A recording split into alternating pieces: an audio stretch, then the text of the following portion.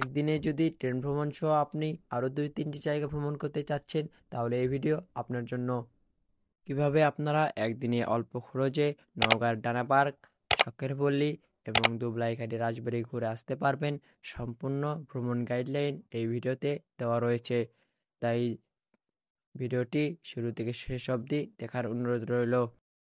আসসালামু আলাইকুম। একদিনে 3 জায়গায় ট্যুরে যাওয়ার ভিডিওতে আপনাদের স্বাগতম। আমরা সকাল সকাল ঘুম থেকে উঠে রেডি হয়ে চলে আসলাম বগুড়া রেল স্টেশনে। এখান থেকে আমাদের যাত্রা শুরু হবে। স্টেশনে আসার পর আমাদের প্রথম উদ্দেশ্য হবে টিকিট ক্রয় করা। আমরা টিকিট কাউন্টারের দিকে একটু একটু এগিয়ে গেলাম। আমরা টিকিট সংগ্রহ করে রেল স্টেশনের ভিতর দিকে চলে আসলাম। আপনাদের বলে দিই, আপনাদের বগুড়া টু সান্তাহারের টিকিট ক্রয় করতে হবে। এই টিকিটের মূল্য নেবে মাত্র 12 টাকা। স্টেশনে প্রবেশ করতেই আমাদের চোখে পড়লো অনেকগুলো যাত্রী যারা ট্রেনের জন্য অপেক্ষা করতেছিল। আমরাও তাদের সাথে ট্রেনের অপেক্ষায় রইলাম। এই ট্রেন আসবে 9টায়। আপনারা যদি 9টার ট্রেন মিস করেন, তাহলে আপনাদের যাইতে হবে 11টার ট্রেনে। অপেক্ষার প্রহর শেষ করে অবশেষে আমাদের ট্রেন আমাদের সামনে হাজির। আপনারা যদি 3-4 জন বন্ধু কিংবা কোনো আত্মীয়র সাথে ঘুরতে যান, তাহলে আপনাদের খরচ আরও কমিয়ে আসবে। আমরা ছিলাম 2 জন, আমি আর আমার সবার সঙ্গী মাসুম। এখানে ট্রেন বেশিক্ষণ দাঁড়াবে না, তাই আমরা ঝটপট ট্রেনের ভিতর উঠে পড়লাম। ট্রেনের সকল বগিতে একটি করে টিটি মোতায়েন করা রয়েছে। আপনারা যদি কেউ টিকিট ছাড়া আসেন, তাহলে আপনাদের গুনতে হবে অনেকগুলো টাকা জরিমানা। অবশেষে আমাদের ট্রেন তার যাত্রার উদ্দেশ্যে রওনা হলো।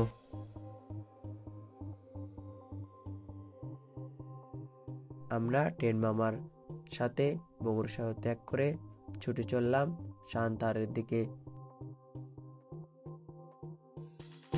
সান্তাহার যাওয়ার পথে এই ট্রেন থামবে 6টি স্টেশনে, আর একটি স্টেশনে এই ট্রেন ক্রসিং এর জন্য দাঁড়াবে। একটি স্টেশন পার হওয়ার পরেই ট্রেন ক্রসিং এর জন্য এখানে দাঁড়িয়ে যায়।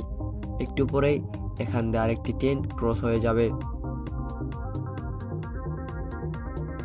এই ট্রেন ক্রস হওয়ার জন্যই আমাদের ট্রেনে এখানে 20 মিনিট অপেক্ষা করতে হয়েছে।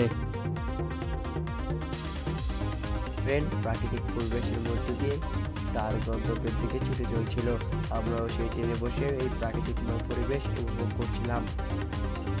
দীর্ঘ 2 ঘন্টা যাত্রা করার পর অবশেষে আমরা চলে আসলাম সান্তাহার স্টেশনে।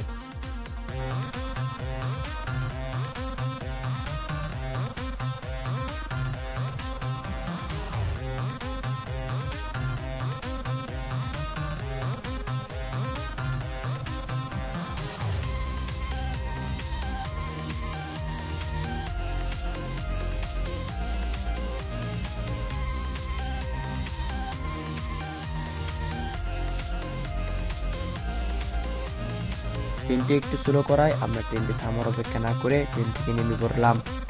ট্রেন থেকে নেমে আমরা স্টেশনের ভিতরের দিকে যাওয়ার উদ্দেশ্যে রওনা হলাম।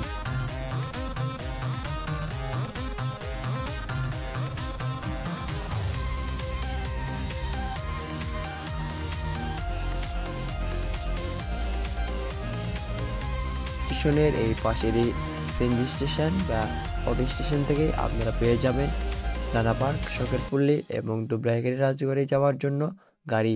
কিন্তু এখান থেকে যদি আপনারা গাড়ি ভাড়া করেন, তাহলে ভাড়াটা একটু বেশি নেবে। তাই আপনারা এখান থেকে না গিয়ে ভেঙে ভেঙে যাওয়ার চেষ্টা করবেন। তো চলুন কিভাবে যাবেন আপনাদের দেখিয়ে দিচ্ছি। এখানে আপনাদের অনেকগুলো মামা ডাকবে, কিন্তু আপনারা এখান থেকে কোনো মামার কথা না শুনে একটু সামনে এগিয়ে যাবেন। যদি আপনারা 2 থেকে 3 জন হন, তাহলে এখান থেকে বহুসহজে অটো নেবেন। আর যদি আপনারা তার অধিক হন, তাহলে এখান থেকে টমটম ভাড়া নেবেন।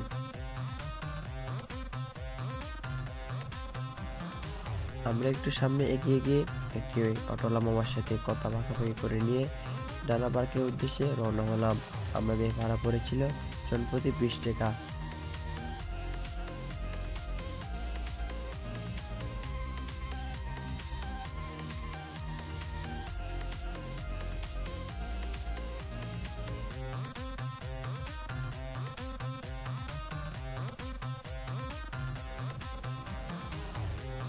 স্টেশন থেকে প্রায় 15 মিনিট টোটোতে যাত্রা করার পর আমরা চলে এলাম ডানা পার্কে।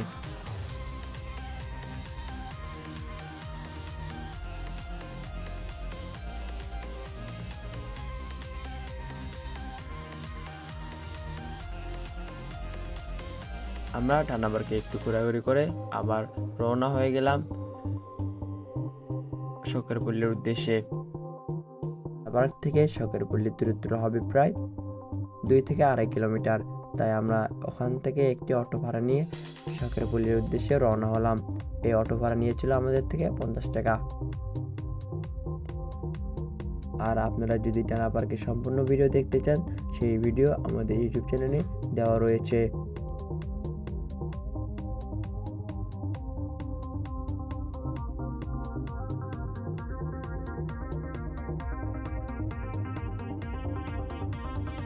ডানা পার্ক থেকে 5 থেকে 10 মিনিটের মধ্যে আপনারা চলে আসবেন শখেরপল্লীতে।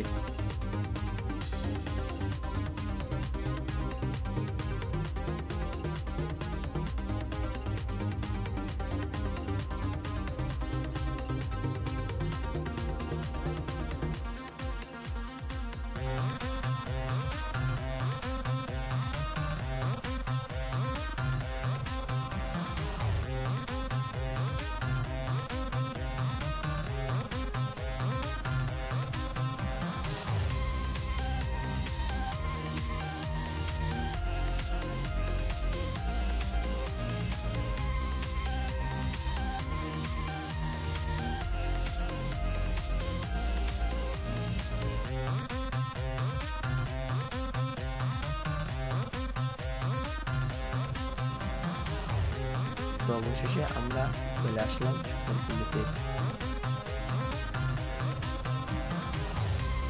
আমরা এখানে একটু ঘোরাঘুরি করলাম, ঘোরাঘুরি করে আবার রওনা দেব দুবলাইখালী রাজবাড়ির উদ্দেশ্যে।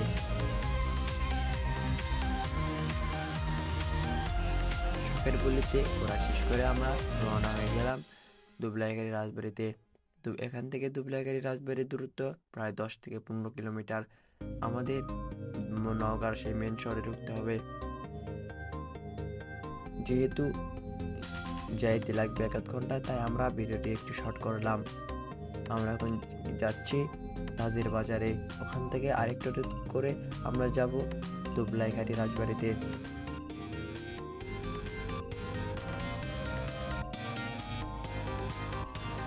কিছুক্ষণ পর অটোওয়ালা মামা আমাদের তাজের বাজারে নামিয়ে দিয়ে চলে আসলো। এখান থেকে আপনাদের দুবলাই রাজবাড়ি যেতে কিংবা চিংড়িতে ভাড়া পড়বে 50 টাকা করে। আর আমরা শখেরপল্লী থেকে এই তাজের বাজারে এসেছিলাম আরো 50 টাকা দিয়ে।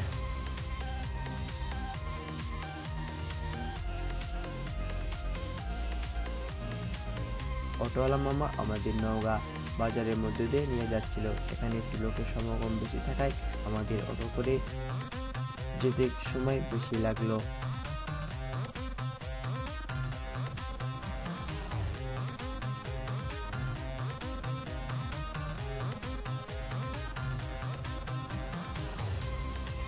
জনসমাগম বাজারের মধ্যে থেকে বের হয়ে আমরা এমন একটি রাস্তায় আসলাম যার দুই পাশে পানি আর পানি, আর মাঝখান দিয়ে এই রাস্তা বয়ে চলেছে। এই রাস্তার সৌন্দর্য বর্ণনা করার মতো ছিল না। রাস্তাতে যেতে আমাদের খুব ভালো লাগছিল।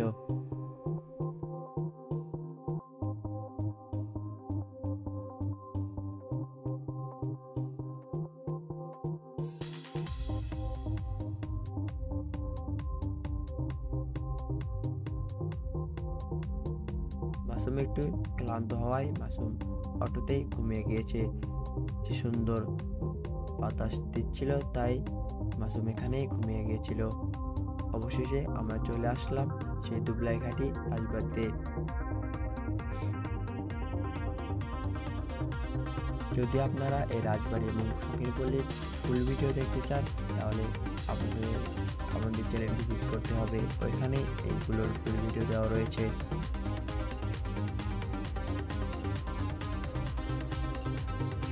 আমরা এই রাজবাড়ি ঘোরাঘুরি করে আবার রওনা হলাম স্টেশনের উদ্দেশ্যে, কারণ আমাদের ট্রেন 6:40-এ, তাই আমাদের 6:40-এর আগে স্টেশনে পৌঁছাতে হবে। আমরা একটু বেশি আগে স্টেশনে এসে পড়ি, তাই আমরা এই স্টেশনে চারপাশ একটু ঘুরে দেখছিলাম। এই চারপাশ ঘুরে দেখতে দেখতে আমাদের অনেক ক্ষুধা পায়, তাই আমরা স্টেশনের পাশেই ছিল অনেকগুলো পিঠা আর দোকান, তাই আমরা ওখান থেকে নাস্তা করে নিই। নাস্তা শেষে অবশেষে আমাদের ট্রেন 6:40-এ রওনা দেয়। আবার প্রায় 2 ঘন্টা যাত্রার পর আমরা পৌঁছাই বগুড়ায় এসে। তো কেমন লাগলো আমাদের ভিডিও? যদি ভিডিওটি ভালো লাগে তাহলে চ্যানেলটি সাবস্ক্রাইব করে পাশে থাকবেন। আল্লাহ হাফেজ।